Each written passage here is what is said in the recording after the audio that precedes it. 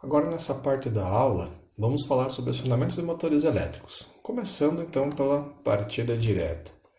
Então aqui um esquema com a proteção feita por 3 fusíveis e o relé de sobrecarga e o elemento de acionamento aqui, conexão e desconexão, sendo o contator, é o símbolo da bobina, né? Forçando o contato aqui da parte de força. Então esse é o diagrama de força, onde está representando o motor aqui embaixo. E o diagrama de comando aqui também tem a proteção, tem o contato fechado do relé de sobrecarga, e quando ocorrer uma sobrecarga ele abre e desenergiza todo o comando. S0 é o botão para desligar, operação normal, S1 é o botão para ligar, operação normal também. Aqui a bobina do K1, onde nós temos a alimentação do contator 1, e esse contato auxiliar de K1 aqui ele serve como a retenção, né? Uma vez pressionado S1, alimenta-se a bobina de K1. Quando alimenta ela, esses contatos de força fecham, assim como o contato auxiliar. No momento que é solto, o botão S1, é mantida a alimentação do contator através desse caminho aqui, através do contato auxiliar de K1. E H1 aqui é apenas um sinaleiro indicando que ele está energizado.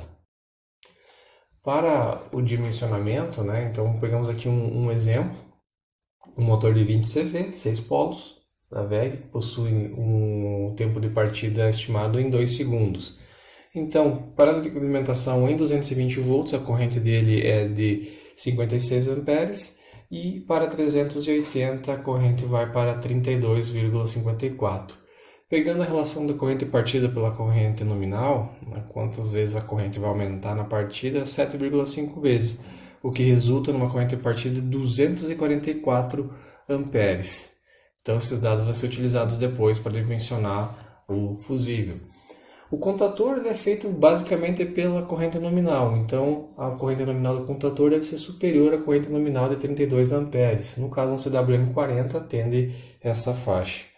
E o relé de sobrecarga ele precisa ter a corrente de ajuste dentro da faixa de funcionamento do motor. Então, o RW671D possui um ajuste de 25 a 40 amperes. Então, perfeito para essa aplicação.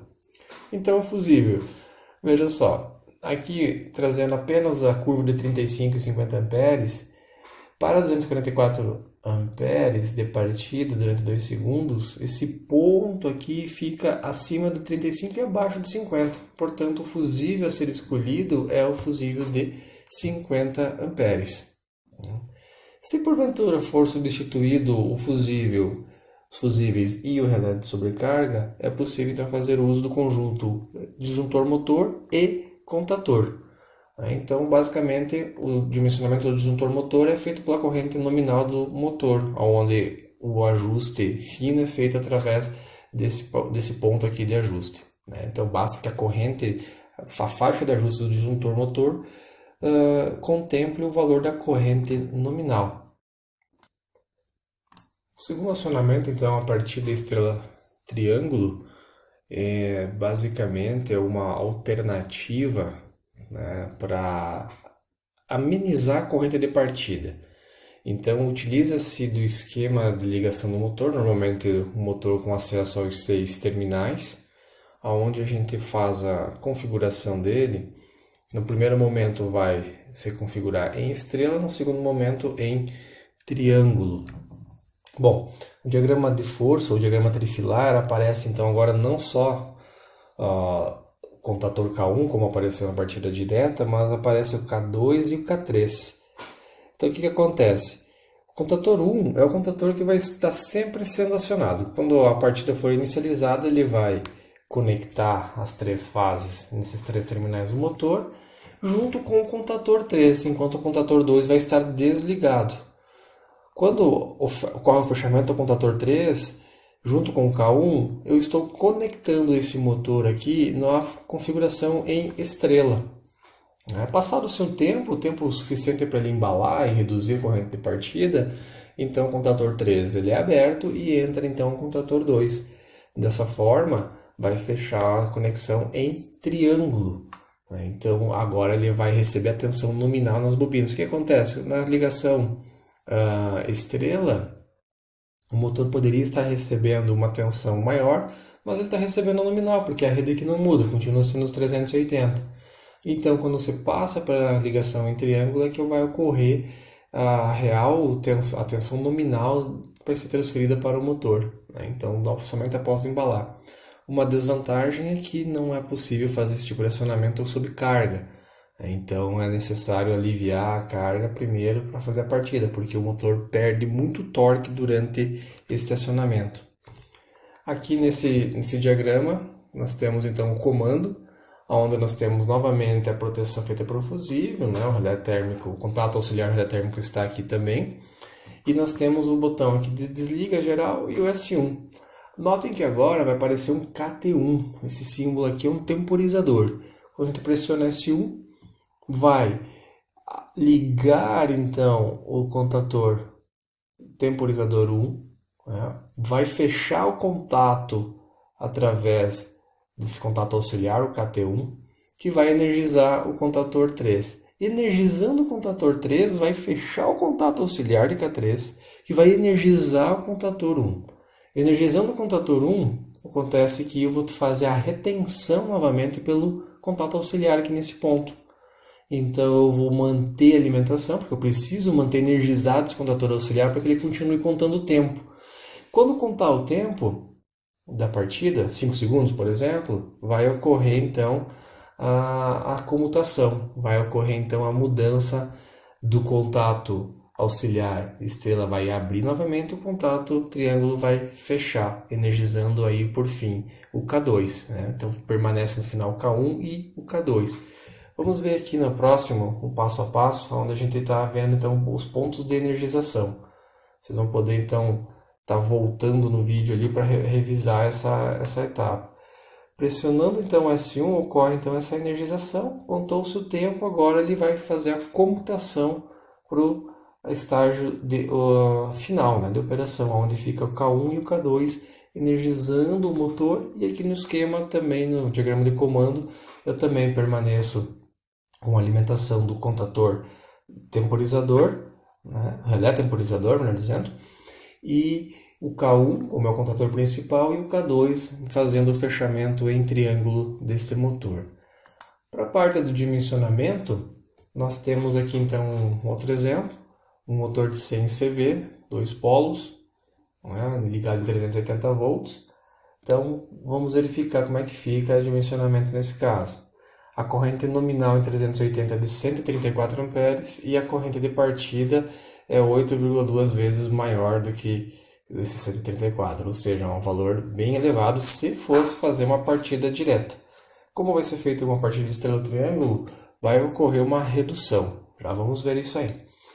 Então veja só, para o dimensionamento do K1 e K2, ocorre que eu preciso dimensionar eles em função de 58% da corrente nominal do motor. Então apenas 78 amperes. No caso do K1 e K2 vai ser então o CWM80, que suporta então 80 amperes.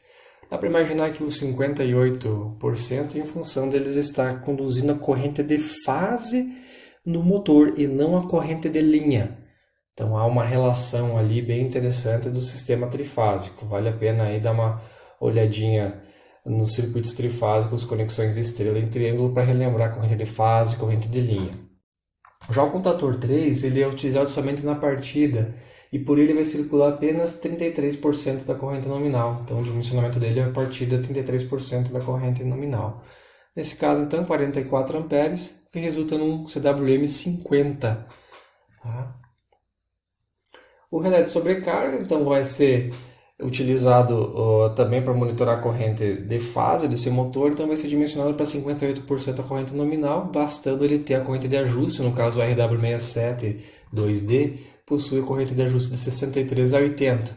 Então atende aqui a corrente de 78 amperes que vai circular por ele em regime nominal, regime permanente. Mais um relé de tempo, né, um estrela-triângulo aqui. Pode ser feito com um relé temporizador comum também, se modificarmos um pouco o diagrama de comando. Já os fusíveis, nesse caso, devem ser dimensionados então para 33% da corrente de partida. Ou seja, há uma redução para 33% apenas do valor corrente de partida, resultando então em 363 amperes. Então, da mesma forma que foi feito anteriormente, considerando o tempo de partida, no caso 10 segundos, e os 363 amperes, escolhe-se o fusível com a curva superior a esse ponto. Então, o fusível, nesse caso, de 100 amperes vai ser utilizado. Também é importante observarmos os acionamentos eletrônicos, que são basicamente compostos por inversores de frequência e as soft starters. Então vejamos, começando pela soft starter, qual que é a função desses equipamentos. Então ela promove uma partida suave com rampa de tensão e limitação de corrente e impulso de tensão totalmente reguláveis. Possuem várias proteções, falta de fase, falta de tensão, falta de carga, sobrecarga, partida bloqueada, o motor quando está com o motor bloqueado. Partida de emergência também, em alguns casos pode ocorrer se tiver algum tiristor com problema. E aí tiristor é um dos elementos semicondutores utilizados na fabricação de uma soft starter, diferente do inversor de frequência que utiliza-se de transistores e IGBTs normalmente. Bom, algumas vantagens então, alívio ao motor e à carga, vai ter uma aceleração e desaceleração suave, corrente de partida reduzida, que é um dos principais pontos, ausência de picos de corrente, ausência de choques de conjugado, você vai suavizar a partida, então todo o conjunto mecânico vai também sofrer ter esses benefícios. Vai também ter evitar o golpe de ariete, e são de fácil alteração de parâmetros, eletronicamente, através da IHM, interface da soft starter, ou por meio do software de comunicação, através de um computador, é possível parametrizar então.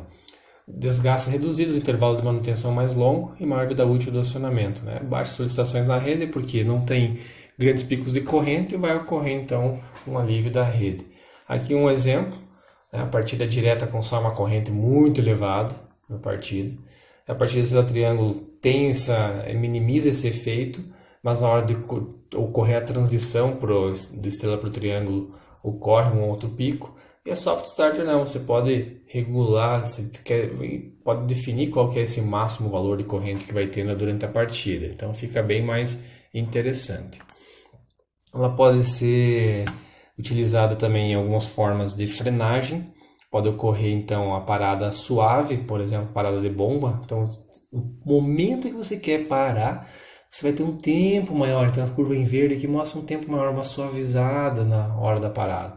A parada livre vai depender das características de inércia da carga, e a frenagem DC, que é injetar uma corrente contínua no motor, então você acaba criando um campo magnético estático que vai fazer então, não vai ter um campo girante mais, obviamente, e você vai forçar com que o rotor do motor pare antes do que se fosse uma parada livre. Então acaba acontecendo isso também.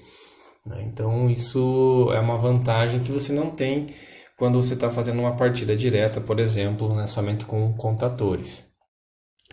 Com relação ao funcionamento, tem cada braço, cada fase que vai alimentar o motor é um par de tiristores que vai controlar então a tensão. Esse ângulo alfa aqui vai controlar o quanto de tensão eu vou estar entregando para o motor e naturalmente o nível de energia. Então o ângulo de disparo aqui de 150 graus acaba entregando um pouquinho só de tensão. Conforme esse ângulo vai diminuindo, vai aumentando a forma de onda que você consegue entregar, fazendo então o controle tanto da aceleração quanto na desaceleração ou até a otimização, modo de economia de energia.